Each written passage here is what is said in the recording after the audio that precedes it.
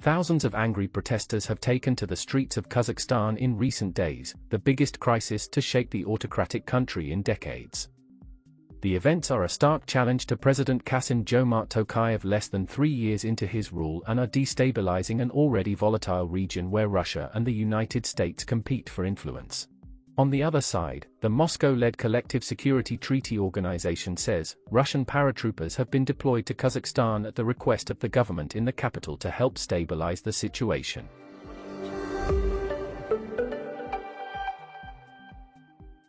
Anger boiled over when the government lifted price caps for liquefied petroleum gas, a low-carbon fuel that many Kazakhs use to power their cars. But the protests have more deep-seated roots, including anger at social and economic disparities, exacerbated by a raging pandemic, as well as the lack of real democracy. The average salary in Kazakhstan is the equivalent of $570 a month, according to the government statistics, though many people earn far less. As the country's rich elite took off in their private jets, the revolution, sparked in part by hiked-up fuel prices, showed no signs of slowing down.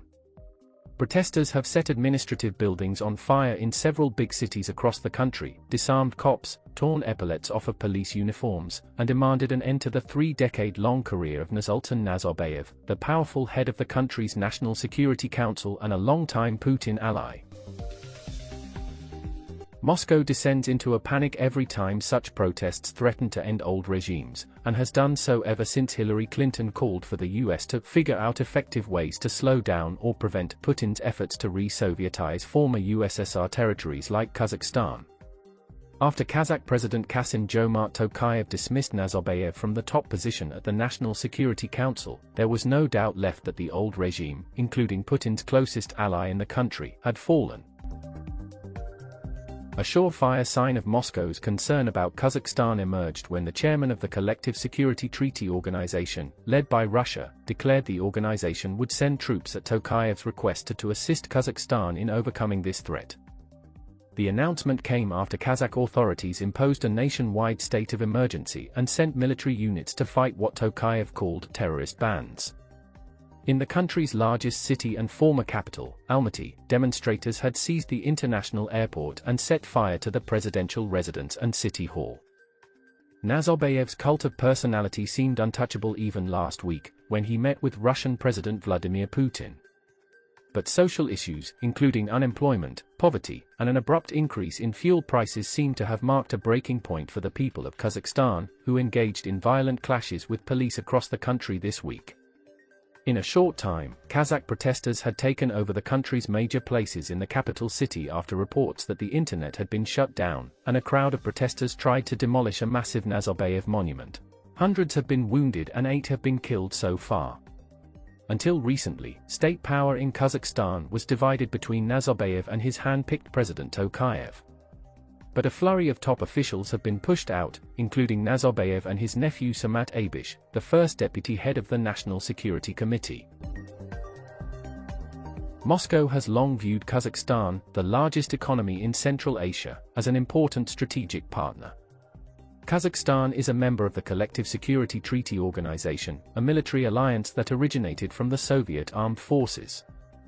Russia's border with Kazakhstan, a Muslim nation with a population of over 18 million people, is 4,450 miles long, and neither Russians nor Kazakhs need visas to visit each other's countries.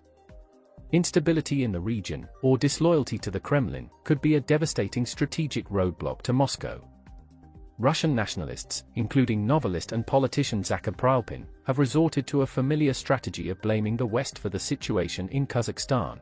He said, foreign agents were well prepared. The Russian statements used more cautious language than Tokayev, who has blamed the violence on domestic and foreign provocateurs. Атаковать служебные помещения гражданских и военных ведомств являются абсолютно незаконными. Это преступление, за которым может последовать наказание. Though Nazarbayev is now out, and the Kazakh acting government has announced plans to reintroduce some fuel price caps, the unrest is ongoing and crowds are furious over the brutality exhibited by state police. Kremlin spokesman Dmitry Peskov said that Kazakhstan could solve its own problems and it was important that no one interfered from the outside. He also said Kazakhstan had not requested Russian help to deal with protests, triggered by a fuel price increase, that prompted the resignation of its government. Russia is acutely sensitive to unrest in former Soviet republics it regards as part of its sphere of influence, and in the past has accused the West of stoking revolutions in countries such as Georgia and Ukraine. Russia's foreign ministry said it was closely monitoring the situation in its southern neighbor and counting on the soonest possible normalization. Sandwiched between Russia and China, Kazakhstan is the world's largest landlocked country, bigger than the whole of Western Europe. The protests are also significant as Kazakhstan has been aligned with Russia, whose president, Vladimir Putin, views the country, a body double of sorts for Russia in terms of its economic and political systems, as part of Russia's sphere of influence. For the Kremlin, the events represent another possible challenge to autocratic power in a neighboring country. This is the third uprising against an authoritarian, Kremlin-aligned nation, following pro-democracy protests in Ukraine in 2014 and in Belarus in 2020. The chaos threatens to undermine Moscow's sway in the region at a time when Russia is trying to assert its economic and geopolitical power in countries like Ukraine and Belarus. The countries of the former Soviet Union are also watching the protests closely, and the events in Kazakhstan could help energize opposition forces elsewhere. Kazakhstan also matters to the United States, as it has become a significant country for American energy concerns, with ExxonMobil and Chevron having invested tens of billions of dollars in western Kazakhstan. Although it has close ties with Moscow, consecutive Kazakh governments always maintained close relationship with the United States, with energy investment seen as a counterweight to Russian influence. The United States government has long been less critical of post-Soviet authoritarianism in Kazakhstan than in Russia and Belarus. Less than 3 years ago, Kazakhstan's aging president Nursultan Nazarbayev resigned.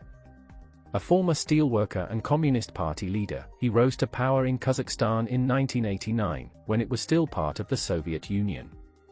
During his rule, he attracted enormous investments from foreign energy companies to develop the nation's oil reserves, which, at an estimated 30 billion barrels, are among the largest of all the former Soviet republics. The last surviving president in Central Asia to have steered his country to independence after the Soviet Union collapsed, he handed power in 2019 to Tokayev, then Speaker of the Upper House of the Parliament and a former Prime Minister and Foreign Minister. Tokayev is widely perceived as the handpicked successor of Nazarbayev, who until recently was thought to wield considerable power, holding the title Leader of the Nation, and serving as chairman of the country's Security Council. But the revolt could be a decisive break with his rule. The new president, while a loyalist, has nevertheless been trying to carve out a stronger role for himself. That has disoriented Kazakhstan's bureaucracy and elites, and contributed to the government's slow reaction to the protesters' demands. Бірігіп, бір тудың астына жиналатын кез келді. Алға Қазақ!